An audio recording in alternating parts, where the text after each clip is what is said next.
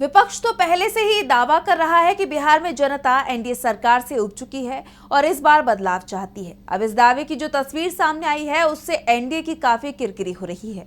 रोहतास में जब एनडीए सांसद भाषण देने पहुंची तो कुछ ऐसा हुआ जिसे लेकर उन्होंने पहले तो मंच से अपने ही कार्यकर्ताओं को खरी खोटी सुनाई और फिर बिना भाषण दिए ही लौट गई। तो क्या है पूरी खबर, जानेंगे इस रिपोर्ट में। बिहार में साल के आखिर में होने वाले विधानसभा चुनाव को लेकर सभी पार्टियां अपनी अपनी तैयारियों में जुटी हैं। लेकिन जहां एक तरफ राहुल गांधी की वोटर अधिकार यात्रा में जनता का समर्थन साफ नजर आ रहा है, तो वहीं एनडीए के कार्यक्रमों में खाली पड़ी कुर्सियां कई सवाल खड़े कर रही हैं।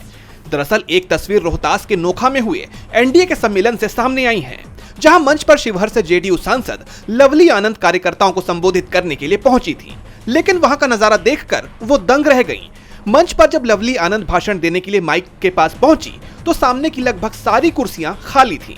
वजह यह थी कि कार्यकर्ता और समर्थक सांसद का भाषण सुनने के बजाय खाने में ज्यादा रुचि दिखा रहे थे, इसलिए वो फूड स्टॉल के आसपास व्यस्त थे। कार्यकर्ताओं के इस रवैये से लवली आनंद का पारा चढ़ गया। उन्होंने माइक से ही कार्यकर्ताओं को खरी खोटी सुना डाली। उनका कहना था कि या तो खाना पहले खा लेते या कार्यक्रम खत्म होने के बाद उनके भाषण के बीच में ही खाने का इंतजाम करना गलत था। सुनिए।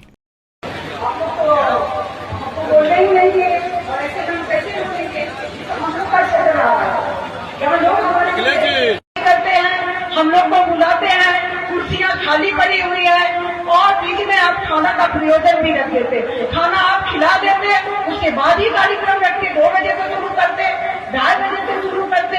तो मैं यही करके मैं माफी चाहती हूँ। मैं सभी लोग को धन्यवाद देती हूँ। बहुत बहुत धन्यवाद।